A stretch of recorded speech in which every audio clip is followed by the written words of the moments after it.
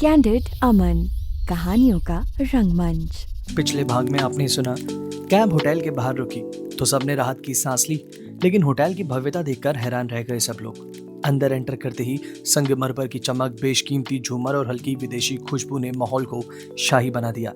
Lobby में अर्जुन ने team को रात 8 बजे की बिजनेस पार्टी के बारे में बताया, जहां समय पर पहुंचना जरूरी था। उसकी सख्त निगाहें खास कर नंदिनी पर टिकी थी, जिसने तुरंत सहमति में सिर हिला दिया।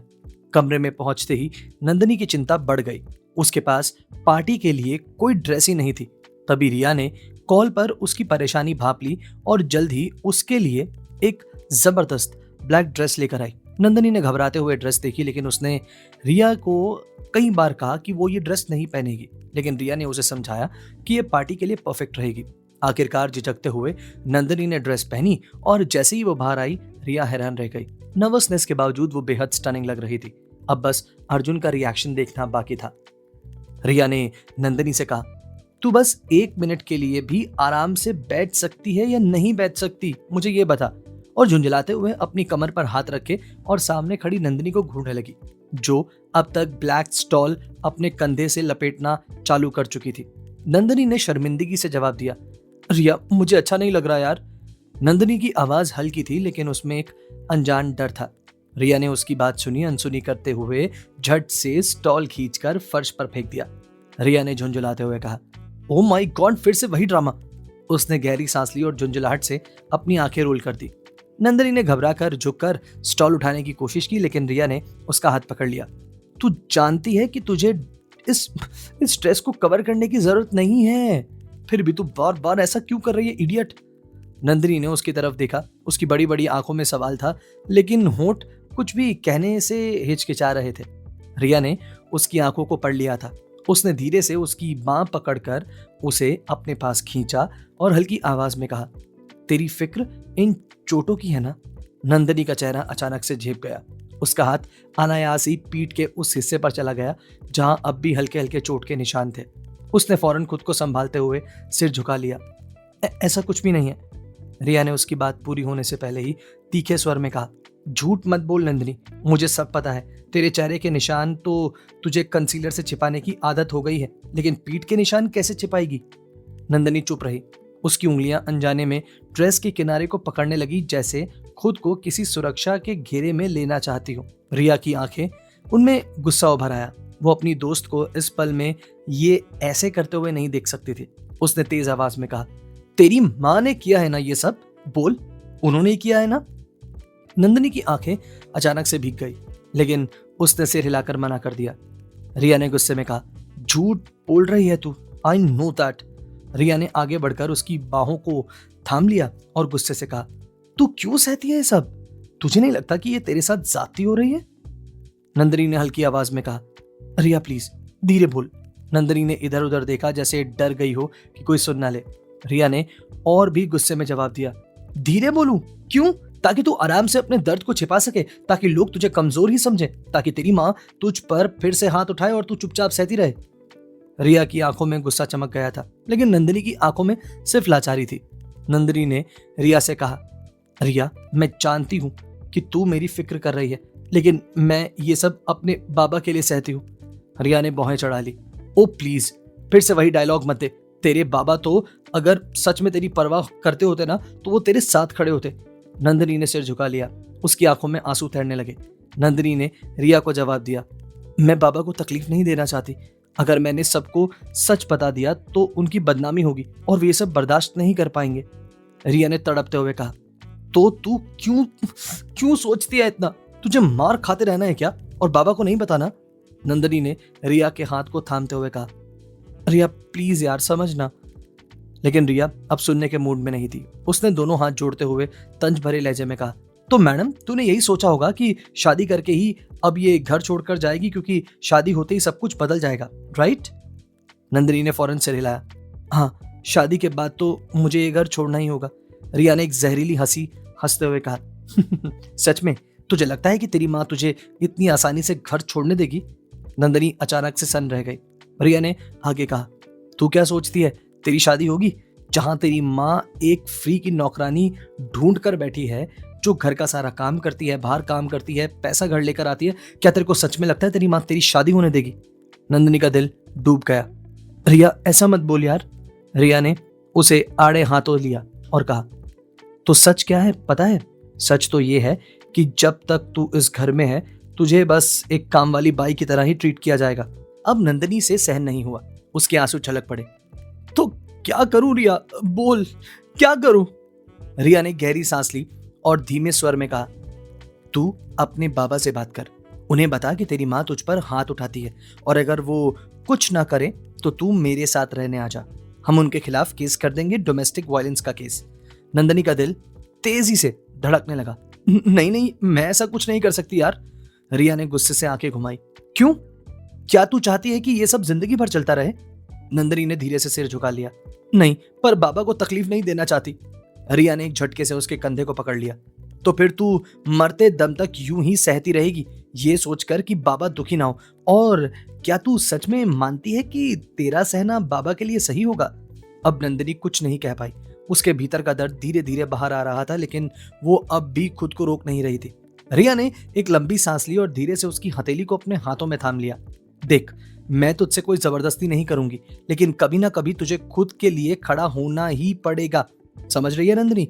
नहीं तो एक दिन ये सब तुझे पूरी तरह से तोड़ देगा। अब कमरे में खामोशी थी। नंदिनी ने अपने आंसू पहुंचे और हल्की आवाज में कहा, चलो लेट हो रहा है पार्टी के लिए। रिया ने हल्की मुस्कान दी और सिर हिलाया। हाँ, यही सुनना था। रिया ने अपने दोनों हाथ कमर पर रखे और एक तीखी नजर नंदिनी पर डाली। इस हाल में कैसे जाएगी तू? नंदिनी ने खुद को शीशे में देखा। उसकी आंखें हल्की लाल थी, चेहरे पर हल्की सूजन थी और बाल अब भी अस्त व्यस्त हो रखे थे। रिया ने नंदिनी से कहा, मैडम, इस रोंदी सूरत लेकर तो मैं नहीं जाने वाली तेरे साथ। और बॉस क्या कहेंगे? रिया ने जानबूझकर आवाज को भारी करते हुए अर्जुन की नकल की। मिस कोहली, ये क्या हाल बनाया हुआ है आपने? इतना सुनते ही नंदिनी हल्के से मुस्कुरा दी।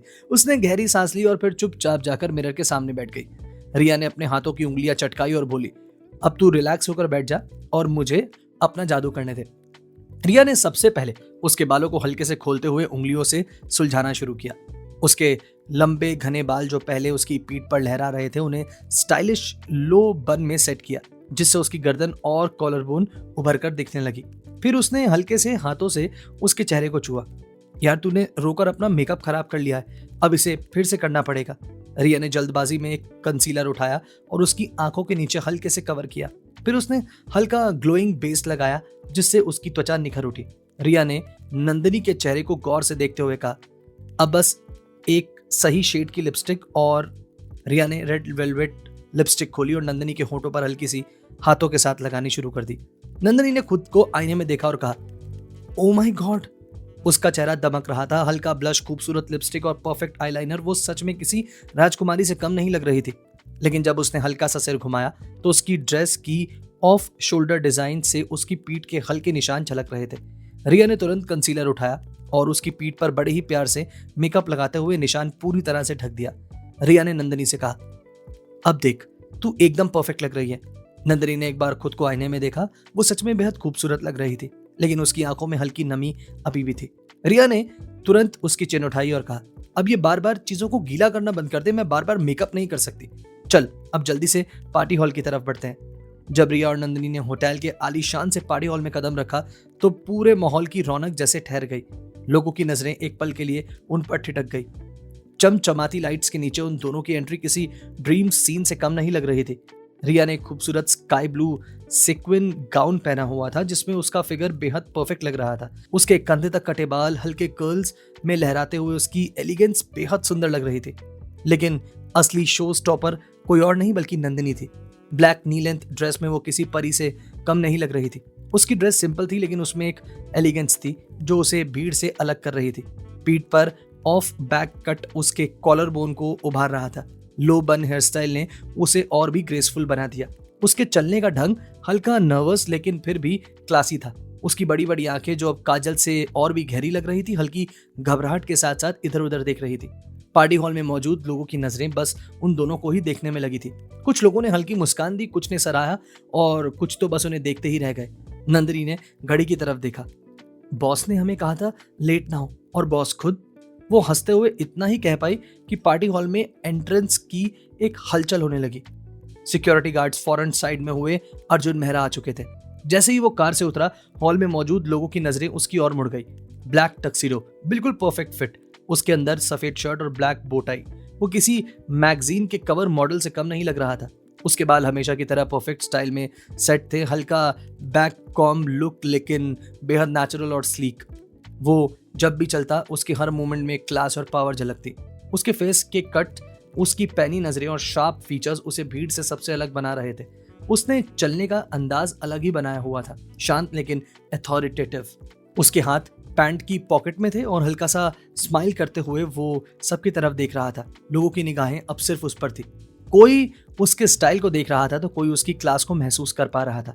कुछ लड़कियां फुसफुसा रही थी और कुछ चुपचाप उसकी हर अदा को गौर से देख रही थी, लेकिन नंदनी का दिल अचानक बहुत तेजी से धड़कने लगा। उसकी नजरें खुद ब खुद अर्जुन की तरफ उठ गई। वो बस उसे देखती ही रह गई। Oh my God! उसके होंठ हल्के से खुले और उसकी उंगलियां खुद ब खुद उसकी ड्रेस के सिल्की फैब्रिक को पकड़ने लगी। अर्जुन मेहरा पहले भी हैंडसम था, लेकिन आज वो एकदम परफेक्ट लग रहा था। उसकी आंखें, उसकी चाल, उसका कॉन्फिडेंस, सब कुछ इतना अट्रैक्टिव था कि नंदनी को लगा, क्या ये सच में वही अर्जुन सर है? उसकी आंखें अभी भी अर्जुन को निहार रही थी और वो भूल चुकी थी कि वो हॉल में है और भी लोग हैं वहां। अर्जुन को अब भी नहीं पता था कि नंदनी उसे देख रही है, लेकिन नंदनी का मन बस उसके चेहरे को देखते ही रह गया। उसकी सांसें हल्की तेज हो गई और उसके दिल ने उसी पल एक सवाल किया, मैं इन्हें इतने गौर से क्यों देख रही हूँ? नंदनी अभी भी अर्जुन को देख रही थी और उसके चेहरे पर हल्की घबराहट थी। तभी आउच! रिया ने अचानक से अपनी कोहनी से नंदनी को हल्का सा धक्का दिया, जिससे वो चौंक कर उसकी तरफ देखने लगी। रिया ने फुसफुसाते हुए चिढ़ाया, मैडम इतना मत घूर कि बॉस को पता चल जाए कि तेरा दिल उन पर फिसल रहा है। नंदनी का चेहरा एकदम से लाल पड़ गया। उसने जल्दी से नजरें झुका ली और खुद को संभालने की कोशिश की, लेकिन इसी पल अर्जुन की नजरें अचानक से उसकी तरफ उठी। वो नजर जो हमेशा हुक्म देने वाली होती थी, वो नजर जो हमेशा कड़क और अथॉरिटेटिव होती थी, आज कुछ पलों के लिए ठहर गई। अर्जुन की हल्की सख्त गहरी भूरी आंखें नंदनी को गौर से देखने लगी। उसने आज तक उसे सिर्फ सिंपल सूट और चूड़ीदार में देखा था, हमेशा एक कोऑपरेटिव सेटिंग में, हमेशा हल्के रंग के पारंपरिक कपड़ों में, हमेशा सादगी से भरी हुई। लेकिन आज वो बिल्कुल अलग लग रही थी। ब्लैक नी लेंथ ड्रेस में, एलिगेंट लो बन हेयर स्टाइल और हल्का सा ग्लो करता चेहरा। अर्जुन की नजरें एक पल के लिए ठहर गई। ये वही मिस कोहली है? उसके अंदर कुछ हलचल सी हुई। नंदनी की बड़ी मासूम आंखें, जो हमेशा नर्वस और झिझक से भरी होती थी, आज हल्का सा कंफ्यूजन के साथ थी। उसकी पलकें हल्की सी डरी हुई थी। उसकी पतली कलाई, जो अक्सर दुपट्टे से ढकी होती थी, अब एक ब्रेसलेट से सजी हुई थी। उसकी पीठ की झलक, जो हमेशा दुपट्टे के पीछे छिपी रहती थी, आज एक ऑफ बैक डिजाइन की ड्रेस में हल्की दिख रही थी। उसका चेहरा, जो हमेशा शांत और झुकी हुई नजरों से सजा रहता था, आज हल्का नर्वस लेकिन बेहद खूबसूरत लग रहा था। अर्जुन को अपनी नजरें हटानी चाहिए थी, लेकिन वो एक पल के लिए भी हटा नहीं पाया। नंदनी का दिल अब धक धक कर रहा था। उसने महसूस किया कि अर्जुन उसे देख रहा है, लेकिन वो उस नजर को पढ़ ही नहीं पा रही थी। ये वही अर्जुन सर थे जिनकी सर्द नजरों ने हमेशा उसे डर का एहसास कराया है, लेकिन आज उनकी आंखों में कुछ और था, कुछ ऐसा जो उसने पहले कभी नहीं देखा। वो पल जहां पूरा हॉल हलचल से भरा हुआ था, लेकिन उनके बीच एक अजीब सी खामोशी थी। अर्जुन की भूरी आंखें नंदनी की तरफ देख रही थी और नंदनी अपने हाथ की उंगलियों को हल्के हल्के मरोड़ रही थी, जैसे खुद को इस अजीब से माहौल से निकालना चाह रही हो बस किसी तरह। तभी अर्जुन! बत्रा इंडस्ट्रीज के सीईओ की आवाज गूंजी और अर्जुन का ध्यान भंग हो गया। उसने तुरंत अपनी एक्सप्रेशन को नॉर्मल किया। एक सेकंड में उसकी नजरें फिर से अथॉरिटेटिव और कंट्रोल्ड हो गई। उसने गहरी सांस ली और अपनी पॉकेट में हाथ डालते हुए सीधा बत्रा साहब की तरफ बढ़ गया, लेकिन उसके दिमाग में अभी भी एक सवाल घूम रहा था, यार मिस कोहली, तुम इतनी सुंदर कैसे लग सकती हो आज?